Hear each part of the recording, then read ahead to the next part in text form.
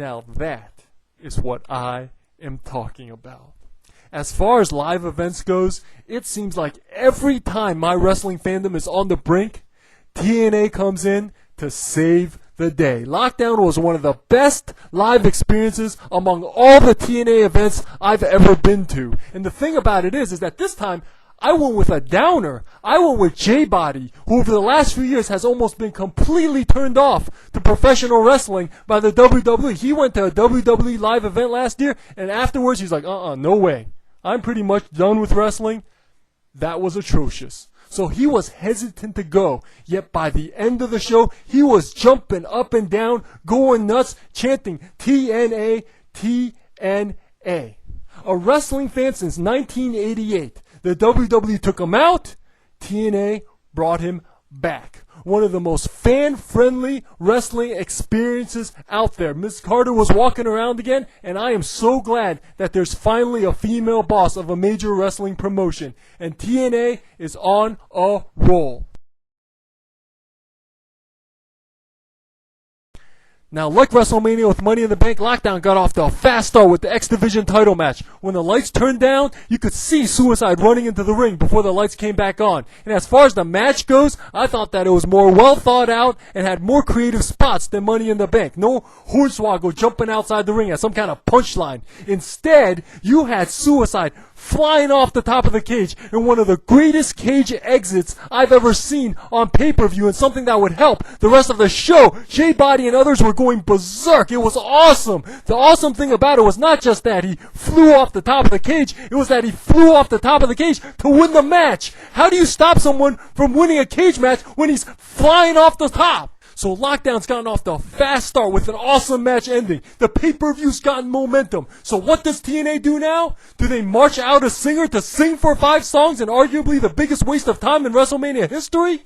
No. They roll right into the women's match, introductions and all. And the first thing I thought during this match was, wow, Daphne looks young. You know, we were saying this to each other. We were like, this is the same girl that was wrestling for WCW back in the day. She looks 20 years old in there, punching people.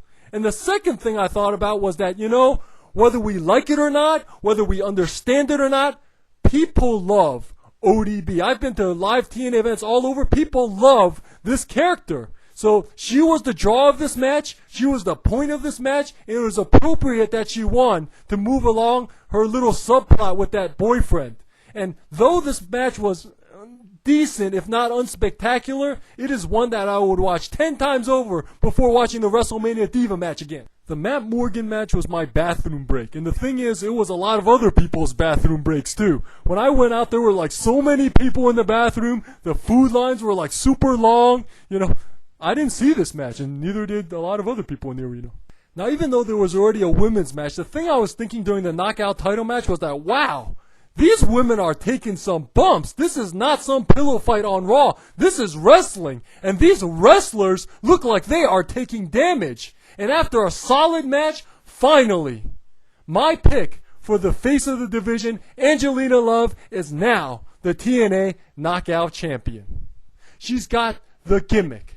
She's got the performance. She's got the acting ability to truly disappear into the gimmick, and she's got the street cred as a wrestler. Right? Heck, even Velvet Sky is growing on me. When Velvet Sky first appeared, I was not buying her in that gimmick at all. You know, she came across as like a MySpace girl or something. You know, she looks like she should be taking cell phone pics in the mirror. You know, she looks like she's on Facebook all day and has Twilight shirts from Hot Topic or something.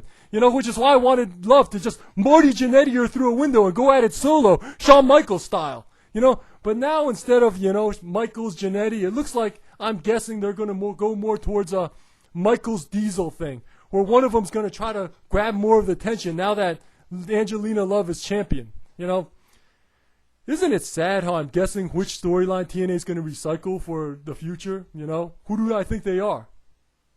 WWE? Team 3D is awesome, alright? When they first started coming through the crowd, I hesitated for a second, but then I bolted off after them. But the thing is, I should have stayed at my seat, because Bubba Ray ended up exactly where J-Body was. J-Body says he was looking in the other direction, he turns around, and all he sees is Bubba Ray coming on him like this. You know? He thought Bubba Ray's like coming to punch him in the face or something, you know? But Bubba Ray comes up, stands on his chair, starts posing. It's on camera. Meanwhile, I'm still like stuck in a sea of humanity, you know? What an awesome experience. To me, AJ Styles and Kurt Angle on top of the cage highlights the usefulness of precedence and interdependency between matches. Because Suicide took that ridiculous dive on the first match of the card, in my opinion, that set up for an anything can happen feel in this match, such that when Kurt Angle was threatening to suplex AJ off the cage, there was a hint of doubt in my mind that that might actually happen because of what Suicide did. And when AJ splashed through the cage, that was the payoff. Alright? Stories told in psychology, not just within a match, but between matches as well. Something that I don't think the star rating system that people use for wrestling addresses, at least not directly. Foley vs. Sting is a good match. I recognized it as a good match. I appreciated it as a good match as it was happening. The only problem with it, in my opinion, is that it didn't match the tone of the stuff that led up to it. I mean, so far we've had Suicide flying off the top of the cage, Team 3D walking through a sea of humanity, the Motor City Machine Guns, LAX, and No Limit doing their thing, and AJ Styles flying through the top of the cage. And what follows that is, in my opinion, a seemingly, arguably, much more methodical match. Basically, we have Sting and Foley crawling from the cage after Suicide flew off it. You know, it's like having a country song at the end of a heavy metal album. It's good in its own right. It just didn't match what it was leading up to. You know?